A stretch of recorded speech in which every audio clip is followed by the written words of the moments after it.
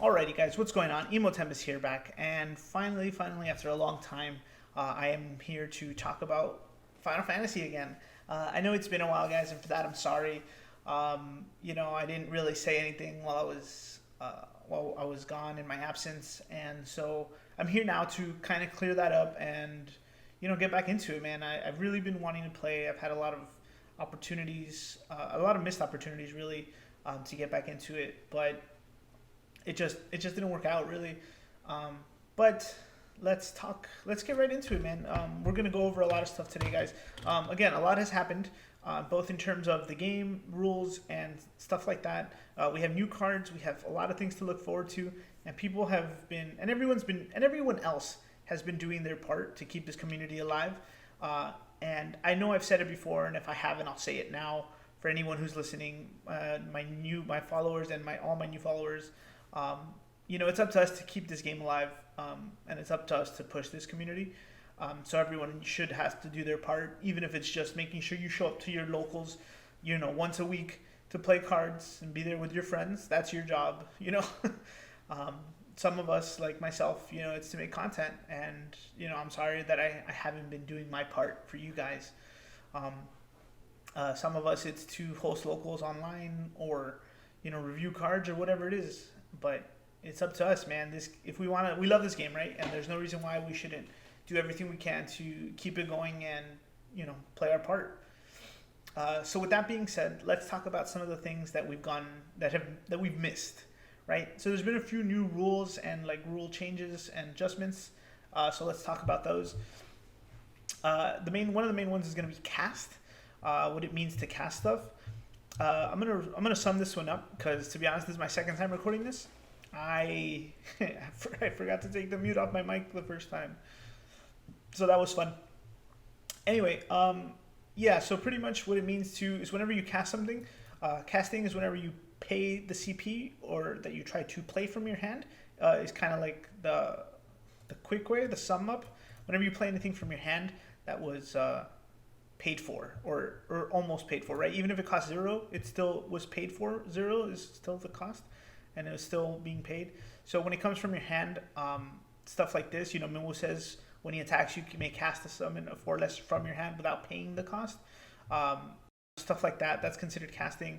Things that aren't considered casting are like special summons, in terms of for my Yu-Gi-Oh players, when you play something and it generates you another forward, or it forces someone else to play something else. Like Devout would special summon, something from 4 less from the break zone. Phoenix will also deal damage and special summon. Chaos Walker will destroy something and your opponent puts something into play. And then this guy reborns himself with his effect, not with paying the cost of the actual card. I would rather obviously pay 4 to deploy him from my hand than pay 6 to bring him back from the break zone, but that's what this means. There's going to be a term when this is important, so it's important for you guys to know these things, and that's why I want to talk about them, right? Because I have to catch up, right? It's not just I'm not just doing this for everyone. I do hope this brings you some clarity, and hope that you guys don't run into problems when you do this. But I also needed to get myself back into this, right? Because I needed to realize what I need to look out for, right? And so casting is going to be one of those things that matters. So knowing the difference between playing and casting is going to be something that you guys will have to be on the lookout for. Especially with this card. This card is nuts. So yeah. Next is going to be multi-elemental cards. Like I said before, well, I said it to myself because in the last recording, but these cards are very strong. A couple things to think about. One, they are both the elements printed, meaning this card is both a fire and an ice, which means it will be considered both on the field, but when you are discarding it, it can only be one or the other. You can generate 2 fire from this, or 2 ice. You cannot generate one of each. So that's very important. So and in there goes my first problem with these things. One, obviously you don't want to put too many multicolor cards in your deck, especially with these. The lower the cost, the more almost restricting it seems, right? I'm not saying we're building bad decks here either, but you don't want to open all Earth backups and one of these guys and not be able to generate the lightning to play this card, because you need exactly one of each, right? For something like this, for 4, you need at least exactly one of each, and then 2 of anything else. So 1 fire, 1 ice, and then 2 lightning or 2 water, whatever. But you must meet the actual requirements of both of these. And yeah, so here we go. This talks about it a little bit more. Generating CP is kind of what I said. Forming parties as well. Like I said, this card is considered both. So when forming a party, one of this Shantotto and or this Celsius can form a party with either a fire group or an ice group. It cannot do both, obviously. So you would say, forming a party with fire team or said, ice team or whatever. And same thing here. If you had three earth forwards, yes, Shantotto can party with them. Counting elements, like I said, it counts towards both. So if, there's a lot of cards that require you to have X number of waters or X number of fires on the board, this will head towards that. And there's some other little caveats here for you guys. But what's important, though, what I need you guys to be aware of, and it's not anything personal, right? Like, it's just a card. It should be every card player's mentality, in my opinion. And it's like, I don't want to make it sound darker than it actually is, but you have to assume everyone is cheating. So this is going to leave, cards like this is going to leave a lot of opportunity for people to soft cheat. And I don't want that to happen to any of you. So make sure whenever these cards are being played, you verify what was cast or what it was cast with. Whether it be, you don't want them to somehow get away with playing this with only fire CP, you know what I'm saying? Or not giving you the ICP, right? Because we're so used to at least one of it, right? So like 1 fire and then 3 lightning to give you one card like this, or whatever the colors we're playing, right? So it's important that we now start watching this, and it's also gonna be when people pitch for these, right? Because like I'm not gonna. We've seen it all happen. I'm sure we've seen it happen. I'm sure it's happened to us inadvertently, maybe by accident, or when we're playing someone, they'll accidentally pitch a light or dark card behind another card of an element and say like, oh yeah, I generated 4 fire or whatever, and then everything's fine. But with cards like these now, we have to be more alert of this, these like situations, right? Because there's a lot of problems with this. And so, although these cards are definitely very powerful, they're also like, there's a backhand to it, right? Like you gotta watch your opponent more, and that's just what we need to do. We sit in front of them. It's our job to know what our cards do and what their cards do, and so, yeah, just be on the lookout for this, guys. It's just one of my biggest things I think is gonna happen. So yeah. The other one is going to be the doesn't receive damage or damage reduction, I guess, with Braska's Final Aeon and Chuchaspel. The damage dealt to forwards your opponent controls cannot be reduced this turn, which means like cards like the Y'shtola and all of these can now be, damaged and stuff like that. Right. So what's going to happen is that the damage reduction is going to, it's a big difference now than, being reduced to 0 and doesn't receive any damage. They have a list of cards here and stuff like that. So you guys are gonna need to learn, at least be aware of the important ones, like definitely Y'shtola and probably maybe Ozma. I don't know, man. There's gonna be a lot of scenarios where this is gonna come up. So I just want you guys to get ahead of it, and just be aware of this, because it's gonna be a while before we see reprints. I honestly don't even see any of these in the immediate future. We're going to go over some of the stuff we're expecting, but they're only going to be doing a few legacy cards per set, per reveal going forward. So, like, Opus 12, where you're getting Locke, Minwoo, and Shantotto full arts, right? But Minwoo already says cast, so, none of these actually have erratas on them. So all of these cards here are going to have effects that have text changes that we need to remember and that we need to be aware of. And so I just don't want anything to happen to you guys while you're in a tournament and like get someone tries to cheat you for whatever reason because of what a card says instead of what a card actually does. And so, you know, these are the three biggest things that have happened in the last 5 months, I think. This one might have actually happened. Oh, no, yeah, March, about March. So this happened right before everything went to hell, I think. So, yeah, just something to look at. Look, March, October, and this casting one was in July. So, yeah, the last 5 months. Um, yeah, so those are the rules and everything that we should be on the lookout for. Um, in addition to everything we already know about the game in terms of rules and stuff and interactions. Um, but on the brighter side, we do have a lot of stuff to look forward to. All the next product, and I think this is in order. So first we have these tins coming out in December. It's gonna have 10 packs again, which is cool, and then these three beautiful full arts. The Sephiroth is a reprint, but of a new art, kind of like we got the Tifa, I think, from the tin was also a reprint, and it came with two others. But now we get this beautiful full art Bart's. Still my favorite art of the game, I think, and unfortunately probably not playable, but still, who knows? A lot of Warrior Light stuff coming through. Might be able to get away with this one day. And then, you know, one of the most sought after cards from the Opus 11, Braska's Final Aeon. And this should complete your set. If you don't have one, you don't need to buy 3 tins. But you know, if you're missing 1 or 2, yeah, sure, probably this is the easier way. I think these are going to retail for like 40 also, like the previous ones. So just be on the lookout for those. And then the Opus 11 reunion event. Each kit contains 1 reunion mat, full art Ares, and there's going to be a few of these Ares promos, so something to be a lookout. You know, this is a big on the economy, I guess, for us, because this mat alone is going to be worth easily over 100 probably, and then this Aeriths are going to be high in demand since there's only going to be 20 per store that gets one, and only 4 full art promos. So yeah, if you end up winning this event or top 4 in this event, you're probably going to get one. So good luck to you guys if you're able to get your store to get them. But it's something cool. I'm actually glad they're using the FF7 remake art already. So that game was beautiful, if not anything else. Yeah, we already have Opus 13 announcements. They're gonna give us more multicolor stuff, which we're excited about. They're talking about legacy cards here too, like Vivi, Fina, and Fusoya.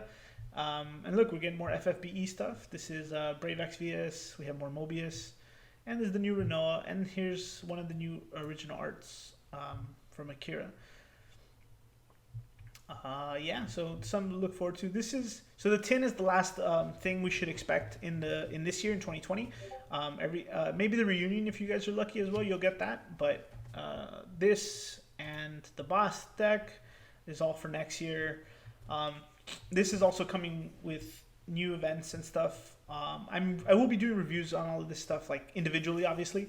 Like I'm gonna do my box openings for 12 coming up, and then I'm gonna try to hit you guys up with the reviews as soon as I can as well. And I know some of you have asked me to do like reviews on these sets, which I'm happy to do. Honestly, I was gonna do it anyway, but you know, I'm glad you guys enjoyed those so much. I think my Cloud versus Sephiroth box opening was a super big hit. I guess a lot of you guys were interested in seeing what was in there and like hearing takes on it before you actually made the purchase.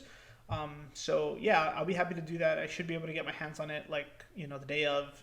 I do have a hookup, but you know, this one's gonna come with Vayne Opus 2, Kuja Opus 6, and this Sephiroth full arts. So you know, although I'm pretty sure none of these boss battle cards, will be able to be played in regular constructed, because I'm sure this pre-made 80 card deck or whatever as a boss is going to be set in stone, but it will come with some fancy cool cards for us. Display containing 6 units, carton displays 2 boxes, 67 boss fight specific cards, and 33 printed cards with previous booster packs. So stuff like that should be fun. I don't know how much this is gonna go for. I mean, I don't know how like cool it's gonna be. This is gonna be just to kill some time, like in between events and like at stuff. But maybe it'll help us practice, you know, to take them down when we do this at like actual major events next year. Hoping we get them. Next is the Shadowbringers 2-player set. Yeah, this is also next year too. So this is exciting for all you 14 players. You know, this art is already amazing. They're already using their, you know, cool 14 art. and it's going to be Earth, Lightning, Fire, Ice. So lots of stuff to go on there. Yeah, man. So definitely lots of product to come through. Lots of rule changes. I'm doing this, I want to do this video for myself as well as for you guys and all the new people that are starting to play this game, because I realized in my absence I've gotten a lot of new followers, and B, this game has gotten a lot of new players, and all these players are still looking for like, at least I've gathered that you guys are looking for like, what's the best thing to do and what's not to buy and stuff like that. So I'm glad that you guys choose me or like us for this stuff. Also, in light of everything too, we have more good news too. I'm gonna put this up here too. I want to Andy Carmon, if you guys know him, one of the big players of the community, has been rocking the online game, is streaming now. So he streams Final Fantasy on Mondays, and I'm gonna leave the description for this in the bottom. I'm gonna leave the link to the description. I'm gonna leave the link in the description below. There it is. So you guys can go ahead and check him out. He'll be streaming Final Fantasy on Mondays and stuff, and he streams throughout the week too, so make sure to check out his schedule and follow him, as well as TcgTacos. One of my locals is doing a new series. It's called New Game Plus, and I think for all my new followers and all the new players that are on here should check this out. So pretty much what he's doing is that he's obviously been playing Final Fantasy, so he knows all the rules and stuff, but this time around, starting Opus 12, or like I guess starting in the last few months, since we've been kind of going back to locals slowly, he's been just playing with sealed product, and kind of going through what it's like to play just strictly sealed. So like he bought a starter deck, and he actually showed up with just starter decks and like whatever he got from his few packs, and built a deck and did pretty good. So he kind of goes over that process and how it what he gets from his packs and the changes he makes to the decks week per week, to see how far eventually he can get in the competitive scene. So it's actually a really good thing for you guys to go and check out, if you want to see that process, right? Like what his thought process is on making deck changes for stuff. I believe he's playing Final Fantasy VII deck, so if you guys are big on that, you should check it out too. I wish I could plug everyone here, but obviously there's a lot of stuff we should be thankful for. Like the RVA guys have been doing locals every Wednesday online. I want to shout out to Mogpod for obviously doing the create a card thing. That's fun. I haven't had a chance to mess with it, but they do. That's fun stuff that the community players enjoy, as well as the Light and White Mage for doing their own online series and stuff. Legendary Wolf Gaming's. Look, I said it already earlier in this video. It's up to us to do our part for this game. My part is to make content and play. For all of you guys listening or joining me, it's honestly your part is just go to your locals, participate or help them out. Help somebody out, help somebody learn this game. I'm not asking you to obviously you don't have to make content or you don't have to, do all this stuff. We'll do that. We'll do the heavy lifting. You just enjoy the game and play. But, teach someone, bring a new person who's tired of playing Pokemon or who's tired of playing, Magic. And, if everyone does their part, this game is going to be around for a while. And I think we'd all enjoy that, right? Because we like both the franchise as well as this card game. I don't think Digimon's going to be that much fun, but we'll see it anyway. Guys, thank you for joining me today. I hope, I answered some questions, or I was able to fill in some gaps for you. I played a few games in Opus 11. I tried to make Water Earth monsters. That didn't work. I'm not even going to show you those decks because they were so bad. It's not that I don't know how to build a deck, but my meta was still Opus 10, in my head. So it took me a while to learn Opus 11 stuff. I ended up playing one of Andy's lists, his Water Ice list, 6 list. And then I just made a few changes with Zidane's and stuff. It was a good deck. But yeah, man, there's a lot of stuff out there, guys. Stay tuned though. I'm gonna try to get back into the habit of making one video, at least a video a week. We have a lot of stuff coming up, so there will definitely be a large influx of videos coming your way, with the set reviews, my first deck talk with what I'm building and how I'm gonna go about it and stuff like that. I think my first two main ideas are going to be Wind Ice or it's like a 9 deck / Knights deck, the Beatrix thing. Those decks seem very strong. So I'll probably be playing those. Um, and then, yeah, man, whatever else I come across, I'm definitely going to share it with you guys. Please make sure to check the description. I'm going to leave a lot of cool links in there. It'd be great if you guys can go follow and support these guys as well. Everyone's doing their part, and I think it's just a matter of time that before this game will pick up again. We'll get our series back. We'll get our tournaments back. If as long as we keep doing our part, it's definitely going to work out for us. So thank you guys for listening. I hope this one wasn't too long. Let's go back. I hope this one wasn't too long for you, but yeah. Enjoy, guys. I'll see you guys soon. Thanks again for following and subscribing. I appreciate it. Have a good one, guys.